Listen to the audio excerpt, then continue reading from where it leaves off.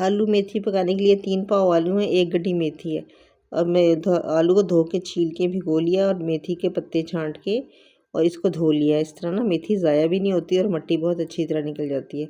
अब इसको तकरीबन दरमियाना काटना है, बहुत बारीक नहीं काटना, दरमियाना सा काट के और फिर इसको एक तरफ रख देना है। तकरीबन इसी तरह ये सारी मेथी कट जाएगी और फिर ये आलू लेके इसको भी थोड़ा मोटा रखना है, कतलियों से मोटा, क्योंकि ये मेथी के पानी में गलेंगे, जब हम बार बार चलाएंगे तो टूटने का ख़तरा, तो थोड़ा मोटा रखना है। इस तरह आलू को भी सारा काट लें। अब हमारे पास मेथी और आलू कट के तैयार हो गया। अब इसको पकाना है। तो सबसे पहले हमने इस पकाने के लिए क्या करना है कि इस बघार बनाना है। तो ये मेरे पास है लहसुन मैंने देसी और ज़्यादा लेना है, अगर दूसरा लें तो और ज़्यादा लें। और लहसुन को बारीक काट लिया। इस तरह लहसुन सारा कट गया। ये ज़ीरा और ये साबित मिर्चें। अब तेल गरम करके उसमें ये मिर्चें और ज़ीरा लहसुन डाल दिया। जब ये ब्राउन हो जाए तो फिर ज़ीरा डालना है, पहले नहीं डालना। और जब ये बघार तैयार हो जाए तो इसमें मेथी डाल के अच्छी तरह तलनी है। सूखी मेथी आखिर में पड़ती है और जब ताज़ी मेथी लें तो इसकी कड़वाहट दूर करने के लिए इसे पहले डाल के ऑयल में इसको तल लेते हैं। इसके बाद इसमें हमने डालना है आलू और इसको बहुत अच्छी तरह मिक्स करना है।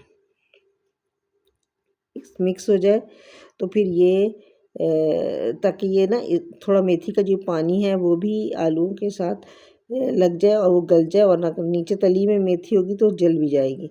इसलिए बहुत अच्छी तरह ऊपर नीचे करके हिला के और इसे मिक्स कर लेना और इसके बाद इसको हमने ढक्कन ढक देना है ताकि ये पक जाए। लेकिन इससे पहले हमने इसमें नमक डालना है।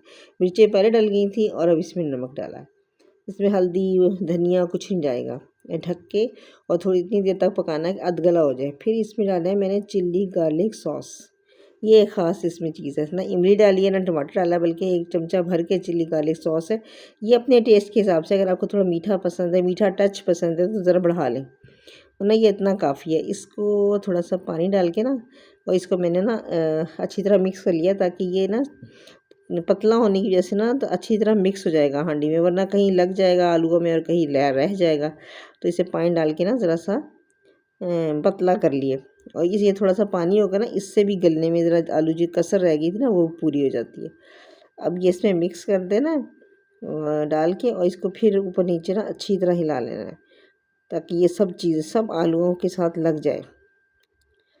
इसको मिला के और इसे फिर बहुत अच्छी तरह मिक्स कर लेना है और फिर इसको हल्की आंच पे पकाना है। ये सारा हांडी हल्की आंच पे पकती है। इसको फिर इसको ढक देना है।